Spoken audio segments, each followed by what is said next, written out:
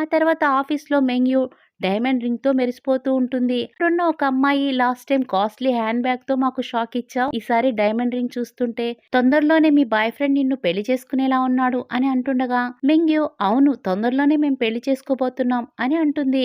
అప్పుడు ఇంకొక అమ్మాయి అతనెవరో మాకు చెప్పొచ్చు కదా అని అంటుండగా అందరూ ఆవిడ్ని కంపల్ చేస్తూ ఉంటారు. అతనెవరంటే అని మెంగ్యూ అంటున్న సమయంలో అక్కడికి హీరో వెళ్ళగా మిస్టర్ గు ఇక్కడికి సడన్‌గా వచ్చారేంటి అని అందరూ అనుకుంటారు.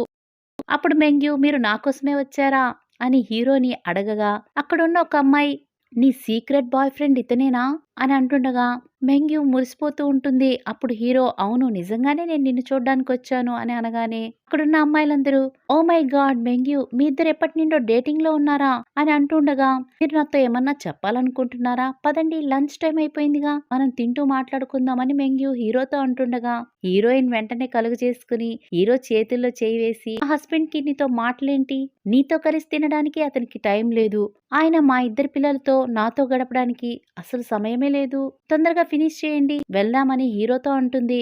దాంతో మెంగ్యూ హీరో చేతులు పట్టుకుని మీరు ఈమెతో బ్రేకప్ చేసుకుంటానని నాకు మాటిచ్చారు కదా అని అంటుండగా హీరోయిన్ హీరోని చూసి నర్వస్ ఫీల్ అవుతున్నావా అని అంటే నాకు రెండే మోడ్లుంటాయి ఒకటి డే మోడ్ రెండవది నైట్ మోడ్ హనీ నా నైట్ మోడ్ ఎలా ఉంటుంది అనేది ఈ రాత్రికి నీకు చూపిస్తాను అని ఆవిడ చెవులో చెప్తూ ఉంటే హీరోయిన్ సిగ్గుపడిపోతూ ఉంటారు. అక్కడ అదంతా చూస్తున్న ఒక అమ్మాయి ఇతను నిజంగా మెంగి యొక్క బాయ్ ఫ్రెండేనా మరి ఫూక్షియాన్సీతో ఎందుకు అంత క్లోజ్ గా ఉన్నారు వైఫ్ అని కూడా పిలుస్తున్నారుగా అని అంటూ ఉండగా హీరో సెక్రటరీ కార్డ్ ని తిరిగి ఇవ్వమని మెంగ్యూని అడుగుతారు. ఆవిడ ఏమీ చెప్పకుండా ఉండేసరికి తన హ్యాండ్ బ్యాగ్ నుండి కార్డ్ తీసుకొని హీరోకి ఇస్తూ ఉండగా ఆవిడ అది నాది అని అడ్డుపడుతూ ఉంటుంది.